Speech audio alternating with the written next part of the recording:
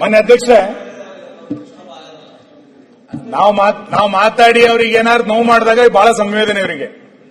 ರಾಜ್ಯದಲ್ಲಿ ಇಷ್ಟೆಲ್ಲ ಕೆಟ್ಟಗಳು ನಡೆದಾಗ ಈ ಸರ್ಕಾರಕ್ಕೆ ಸಂವೇದನೆ ಇಲ್ಲ. ಬಾಣಂತಿಯರ ಸಾವಾಯಿತು, ಈ ಸರ್ಕಾರಕ್ಕೆ ಸಂವೇದನೆ ಇದೆಯಾ? ನಿರುದ್ಯೋಗಿ ಯುವಕರ ಪ್ರತಿಭಟನೆ ಆಯ್ತು, ಸಂವೇದನೆ ಇದೆಯಾ? ಆಶಾ ಕಾರ್ಯಕರ್ತರ ಪ್ರತಿಭಟನೆಗೆ ಪರಿಹಾರ ಕೊಟ್ರ ಈ ಸರ್ಕಾರ? ಕೆಎಸ್ಆರ್ಟಿಸಿ ನೌಕರರ ಪ್ರತಿಭಟನೆ ಆಯ್ತು. ಎಲ್ಲಿ ತನಕ ಇವ್ರದ್ದು ಬಾಲಿಶ ಹೇಳಿಕೆಗಳು ಅಂತ ಕೇಳಿದ್ರೆ ರಾಜ್ಯದ ಜನರಿಗೆ ಒಂದು ದಿಕ್ಕದು. ಹಂಪಿನಲ್ಲಿ ವಿದೇಶಿ ಮಹಿಳೆಯ ಮೇಲೆ ಒಂದು ಅತ್ಯಾಚಾರ ಆದಾಗ ಇದೊಂದು ಸಣ್ಣ ಪ್ರಕರಣ ಅಂತೇಳಿ ಅಲ್ಲಿಯ ಕಾಂಗ್ರೆಸ್ ಸಂಸದ ಹೇಳುವಂತ ಪರಿಸ್ಥಿತಿ. ಸಂವೇದನೆ ಇಲ್ಲ. ಯಾರಿಗೆ ಅತ್ಯಾಚಾರ ಕೂಡ ತೊಂದರೆ ಇಲ್ಲ, ಸಣ್ಣ ಘಟನೆಯನ್ನು ಒಟ್ಟರ ಮಟ್ಟಿಗೆ ಈ ಸರ್ಕಾರ ಇವತ್ತು ಎಲ್ಲಿ ತನಕ ಸಂವೇದನೆ ಕಳ್ಕೊಂಡಿದೆ ಸರ್ಕಾರ ಅಂತ ಕೇಳಿದ್ರೆ, ಮನುಷ್ಯರು ಬಿಡಿ, 850ಕ್ಕೂ ಹೆಚ್ಚು ಆನೆಗಳು ಸತ್ತೋಯ್ತು ಈ ರಾಜ್ಯದಲ್ಲಿ, ಹುಲಿಗಳ ಸಾವಾಯಿತು. ಈ ಸರ್ಕಾರಕ್ಕೇನು ಸಂವೇದನೆ ಇಲ್ಲ ಅಂತ, ಸಂವೇದನಾ ರಹಿತವಾದಂತ ವ್ಯವಸ್ಥೆಯನ್ನ ಈ ಸರ್ಕಾರ ಇವತ್ತು ತಂದ್ಕೊಂಡ್ಬಿಟ್ಟಿದೆ. ಅತಿಥಿ ಶಿಕ್ಷಕರಿಗೆ ಸಂಬಳ ಇಲ್ಲ, ಅತಿಥಿ ಶಿಕ್ಷಕರ ನೇಮಕಾತಿ ಆಗಲಿಲ್ಲ. ಈಗ ನಾನು ಹೇಳ್ತಾ ಹೋದ್ರೆ ಉದ್ದಕ್ಕೆ ಹೋಗ್ಬೋದು. ಹಿಂಗೆ ಯಾವ ವಿಷಯದಲ್ಲೂ ಕೂಡ ಈ ಸರ್ಕಾರಕ್ಕೆ ಅನ್ನಿಸ್ತಿಲ್ಲ. ಮಾತೆತ್ತಿದ್ರೆ ನಮ್ದು ಗ್ಯಾರಂಟಿ ಕೊಟ್ಟಿದ್ದೀವಿ, ಗ್ಯಾರಂಟಿ ಬಗ್ಗೆ ಎಷ್ಟು ಅಪಸ್ವರ ಬಂದಿದೆ ಅನ್ನೋದನ್ನ ನಾನು ಉಲ್ಲೇಖ ಮಾಡಲ್ಲ, ಯಾಕೆಂದ್ರೆ ತುಂಬಾ ಸರಿ ಚರ್ಚೆ ಆಗಿದೆ. ಇಂಥ ಪರಿಸ್ಥಿತಿ. ಹಂಗಾಗಿ ಈ ರೀತಿ ಅಳಿತಪ್ಪಿದಂತ ಆಡಳಿತ, ಅಸಹಾಯಕ ಮುಖ್ಯಮಂತ್ರಿ, ಹದ ನೀಡದಂತ ನಾಯಕತ್ವ, ಹಿಂಗೆಲ್ಲ ಕಾರಣಕ್ಕೆ ಇವರಿಗೆ ಜನರ ದಿಕ್ಕನ್ನು ತಪ್ಪಿಸ್ಲಿಕ್ಕೆ ಸಂಘರ್ಷಕ್ಕೆ ಇಳಿದಿದ್ದಾರೆ. ಯಾರ ಜೊತೆಗೆ ಸಂಘರ್ಷ? ಒಬ್ರು ಇಬ್ರು ನಡುವೆ ಸಂಘರ್ಷ ಅಲ್ಲ, ಕೇಂದ್ರ ಜೊತೆ ಸಂಘರ್ಷ. ಕೇಂದ್ರ ಅದು ಮಾಡಲಿಲ್ಲ, ಮಾತೆತ್ತಿದ್ರೆ ಕೇಂದ್ರ ಅಂತ ಸಂಘರ್ಷ ಶುರು ಮಾಡಿದ್ದಾರೆ. ಆ ನರೇಗಾ ವಿಷಯಕ್ಕೆ ಬಂದಾಗ ತುಂಬಾ ವಿಷಯ ನಾವು ಮಾತಾಡೋರಿದ್ದೀವಿ. ಚುನಾವಣಾ ಆಯೋಗದ ಜೊತೆಗೆ ಸಂಘರ್ಷ, ಬ್ಯಾಲೆಟ್ ಪೇಪರ್ ಬೇಕು ಅಂತ. ಯಾರ ಕಾಲದಲ್ಲಿ ಇವಿಎಂ ಬಂದಿದ್ದು ಮಾನ್ಯ ಅಧ್ಯಕ್ಷ? ಯಾರ ಕಾಲದಲ್ಲಿ ಇವಿಎಂ ಆಗಿದ್ದು? ನಿಮ್ಮ ರಾಜಕೀಯ ಗುರುಗಳು ರಾಜೀವ್ ಗಾಂಧಿ ಟೈಮ್ನಲ್ಲಿ, ಅವ್ರ ಟೈಮಲ್ಲಿ ಇವಿಎಂ ಮಿಷನ್ ಬಂದಿದ್ದು. ಈಗ ಇವರು ಬ್ಯಾಲೆಟ್ ಪೇಪರ್ಗೆ ಹೋಗಿದ್ದಾರೆ. ನಮ್ದು ಸಿಲಿಕಾನ್ ಸಿಟಿ ಅಂತ ಕಿತ್ಕೊಂಡೋಗಿ ಶಿಲಾಯಿಗೆ ತಗೊಂಡು ಹೋಗ್ತೀರಾ?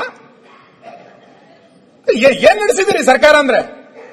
ಬ್ಯಾಲೆಟ್, ಅದು ಚುನಾವಣಾ ಆಯೋಗದ ಜೊತೆಗೆ ಸಂಘರ್ಷ. ನಿಮ್ಮ ನಾಯಕರೇ ವೋಟ್ ಚೋರಿ ಆಯ್ತು ಅಂತ ಹೇಳಿದರು.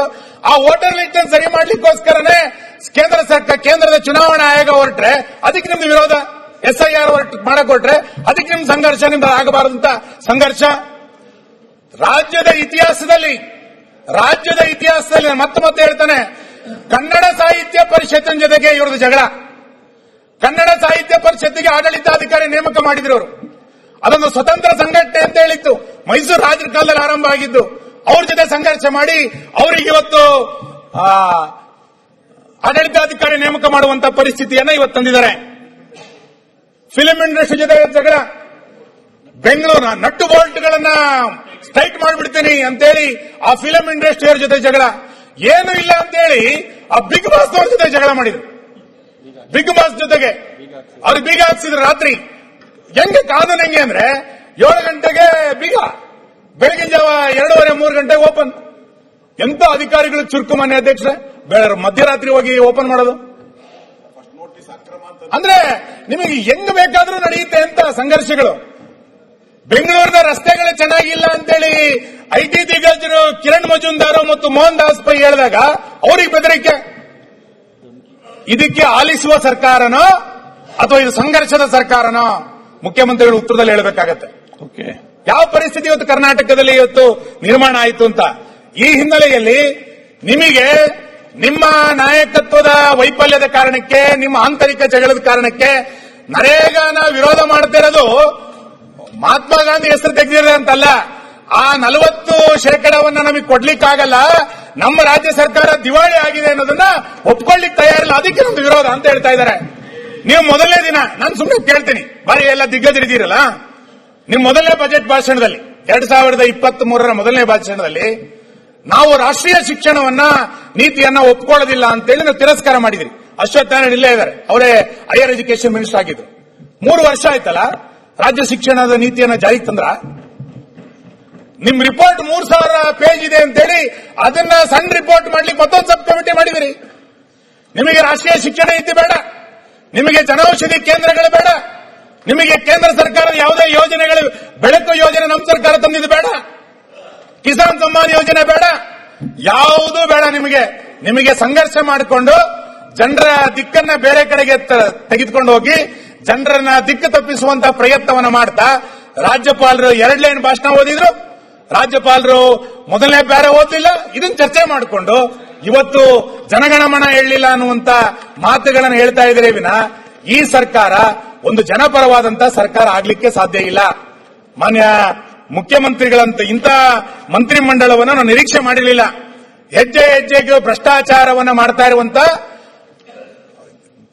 ಗುತ್ತಿಗೆದಾರರ ಸಂಘದವರು ಮತ್ತು ಅಬ್ಕಾರಿ ಇಲಾಖೆನವರು ಈ ಸರ್ಕಾರಕ್ಕೆ 65% ಸರ್ಕಾರ ಅಂತೇಳಿ ಬಿರುದು ಕೊಟ್ಟಿದ್ದಾರೆ. ಅದನ್ನ ಈ ಸದನ ಅನುಮೋದಿಸಬೇಕು, ಅದನ್ನು ನಿರ್ಣಯ ಮಾಡಬೇಕು ಈ ಸರ್ಕಾರ. ಅಂತ ಒಂದು ಕೆಟ್ಟ ಸರ್ಕಾರದ ಇಂಥ ವೈಫಲ್ಯಗಳನ್ನ ರಾಜ್ಯಪಾಲರಲ್ಲಿ ನೀವು ಹೇಳದೆ ಇನ್ಯಾವುದೋ ವಿಷಯಗಳನ್ನ ರಾಜ್ಯಪಾಲರ ಭಾಷಣದಲ್ಲಿ ಹೇಳಿದಿರಿ. ಈ ನಿರ್ಣಯಕ್ಕೆ ನನ್ನ ವಿರೋಧ ಇದೆ ಅನ್ನೋದನ್ನ ನಾನು ಈ ಸಂದರ್ಭದಲ್ಲಿ ವ್ಯಕ್ತ ಮಾಡ್ತೇನೆ ಮಾನ್ಯ ಅಧ್ಯಕ್ಷ.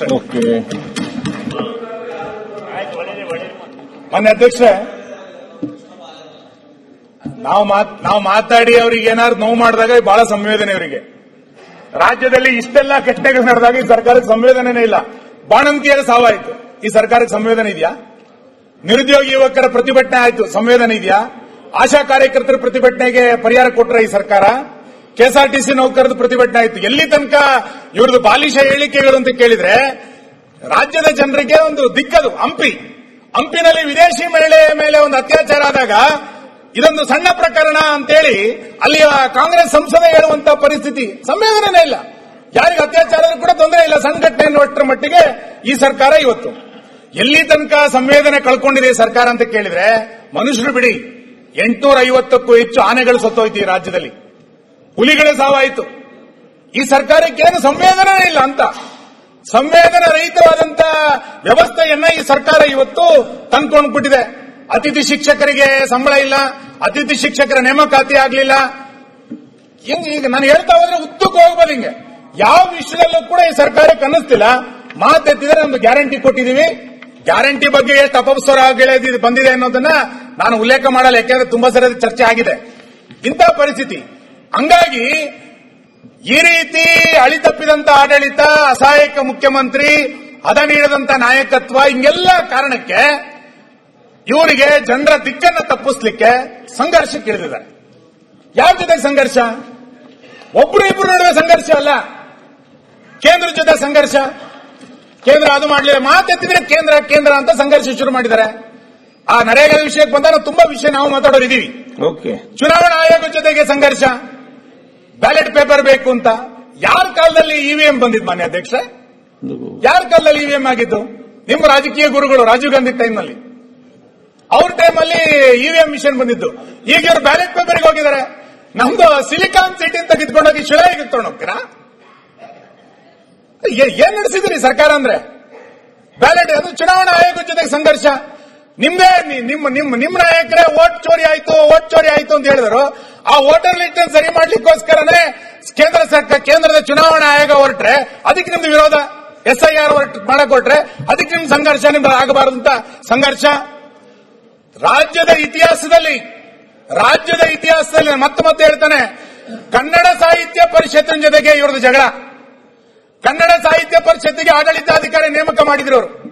ಅದೊಂದು ಸ್ವತಂತ್ರ ಸಂಘಟನೆ ಅಂತ ಹೇಳಿತ್ತು, ಮೈಸೂರು ರಾಜರ ಕಾಲದಲ್ಲಿ ಆರಂಭ ಆಗಿದ್ದು. ಅವ್ರ ಜೊತೆ ಸಂಘರ್ಷ ಮಾಡಿ ಅವರಿಗೆ ಇವತ್ತು ಆಡಳಿತಾಧಿಕಾರಿ ನೇಮಕ ಮಾಡುವಂತ ಪರಿಸ್ಥಿತಿಯನ್ನ ಇವತ್ತು ತಂದಿದ್ದಾರೆ. ಫಿಲ್ಮ್ ಇಂಡಸ್ಟ್ರಿ ಜೊತೆ ಜಗಳ, ಬೆಂಗಳೂರಿನ ನಟ್ಟು ಬೋಲ್ಟ್ಗಳನ್ನ ಸ್ಟ್ರೈಕ್ ಮಾಡಿಬಿಡ್ತೀನಿ ಅಂತೇಳಿ ಆ ಫಿಲ್ಮ್ ಇಂಡಸ್ಟ್ರಿಯವ್ರ ಜೊತೆ ಜಗಳ. ಏನು ಇಲ್ಲ ಅಂತೇಳಿ ಆ ಬಿಗ್ ಬಾಸ್ ಅವ್ರ ಜೊತೆ ಜಗಳ ಮಾಡಿದ್ರು. ಬಿಗ್ ಬಾಸ್ ಜೊತೆಗೆ ಅವ್ರು ಬೀಗ ಹಾಕ್ಸಿದ್ರು ರಾತ್ರಿ. ಕಾನೂನು ಹೆಂಗೆ ಅಂದ್ರೆ 7 ಗಂಟೆಗೆ ಬೀಗ, ಬೆಳಗಿನ ಜಾವ 2:30-3 ಗಂಟೆಗೆ ಓಪನ್. ಎಂತ ಅಧಿಕಾರಿಗಳು ಚುರುಕು ಮಾನ್ಯ ಅಧ್ಯಕ್ಷ, ಮಧ್ಯರಾತ್ರಿ ಹೋಗಿ ಓಪನ್ ಮಾಡೋದು ಅಂದ್ರೆ ನಿಮಗೆ ಹೆಂಗ್ ಬೇಕಾದ್ರೂ ನಡೆಯುತ್ತೆ ಅಂತ ಸಂಘರ್ಷಗಳು. ಬೆಂಗಳೂರಿನ ರಸ್ತೆಗಳು ಚೆನ್ನಾಗಿಲ್ಲ ಅಂತೇಳಿ IT ದಿಗ್ಗಜರು ಕಿರಣ್ ಮಜುಂದಾರ್ ಮತ್ತು ಮೋಹನ್ ದಾಸ್ ಪೈ ಹೇಳಿದಾಗ ಅವ್ರಿಗೆ ಬೆದರಿಕೆ. ಇದಕ್ಕೆ ಆಲಿಸುವ ಸರ್ಕಾರನೋ ಅಥವಾ ಇದು ಸಂಘರ್ಷದ ಸರ್ಕಾರನೋ? ಮುಖ್ಯಮಂತ್ರಿಗಳು ಉತ್ತರದಲ್ಲಿ ಹೇಳಬೇಕಾಗತ್ತೆ. ಯಾವ ಪರಿಸ್ಥಿತಿ ಇವತ್ತು ಕರ್ನಾಟಕದಲ್ಲಿ ಇವತ್ತು ನಿರ್ಮಾಣ ಆಯಿತು ಅಂತ. ಈ ಹಿನ್ನೆಲೆಯಲ್ಲಿ ನಿಮಗೆ ನಿಮ್ಮ ನಾಯಕತ್ವದ ವೈಫಲ್ಯದ ಕಾರಣಕ್ಕೆ, ನಿಮ್ಮ ಆಂತರಿಕ ಜಗಳದ ಕಾರಣಕ್ಕೆ ನರೇಗಾನ ವಿರೋಧ ಮಾಡ್ತಿರೋದು ಮಹಾತ್ಮ ಗಾಂಧಿ ಹೆಸರು ತೆಗೆದಿದೆ ಅಂತಲ್ಲ, ಆ 40% ನಮಗೆ ಕೊಡ್ಲಿಕ್ಕಾಗಲ್ಲ, ನಮ್ಮ ರಾಜ್ಯ ಸರ್ಕಾರ ದಿವಾಳಿ ಆಗಿದೆ ಅನ್ನೋದನ್ನ ಒಪ್ಕೊಳ್ಳಿಕ್ ತಯಾರಿಲ್ಲ, ಅದಕ್ಕೆ ನಮ್ದು ವಿರೋಧ ಅಂತ ಹೇಳ್ತಾ ಇದ್ದಾರೆ. ನೀವು ಮೊದಲನೇ ದಿನ ನಾನು ಸುಮ್ಮನೆ ಕೇಳ್ತೀನಿ, ಬಾರಿ ಎಲ್ಲ ದಿಗ್ಗಜರಿದ್ದೀರಲ್ಲ, ನಿಮ್ ಮೊದಲನೇ ಬಜೆಟ್ ಭಾಷಣದಲ್ಲಿ 2023ರ ಮೊದಲನೇ ಭಾಷಣದಲ್ಲಿ ನಾವು ರಾಷ್ಟ್ರೀಯ ಶಿಕ್ಷಣವನ್ನ ನೀತಿಯನ್ನ ಒಪ್ಕೊಳ್ಳೋದಿಲ್ಲ ಅಂತೇಳಿ ನಾವು ತಿರಸ್ಕಾರ ಮಾಡಿದ್ರಿ. ಅಶ್ವತ್ಥ ನಾರಾಯಣ ಇಲ್ಲೇ ಇದ್ದಾರೆ, ಅವರೇ ಹೈಯರ್ ಎಜುಕೇಶನ್ ಮಿನಿಸ್ಟರ್ ಆಗಿದ್ರು. 3 ವರ್ಷ ಆಯ್ತಲ್ಲ ರಾಜ್ಯ ಶಿಕ್ಷಣದ ನೀತಿಯನ್ನ ಜಾರಿಗೆ ತಂದ್ರ. ನಿಮ್ ರಿಪೋರ್ಟ್ 3000 ಪೇಜ್ ಇದೆ ಅಂತೇಳಿ ಅದನ್ನ ಸಣ್ಣ ರಿಪೋರ್ಟ್ ಮಾಡ್ಲಿಕ್ಕೆ ಮತ್ತೊಂದು ಸಬ್ ಕಮಿಟಿ ಮಾಡಿದಿರಿ.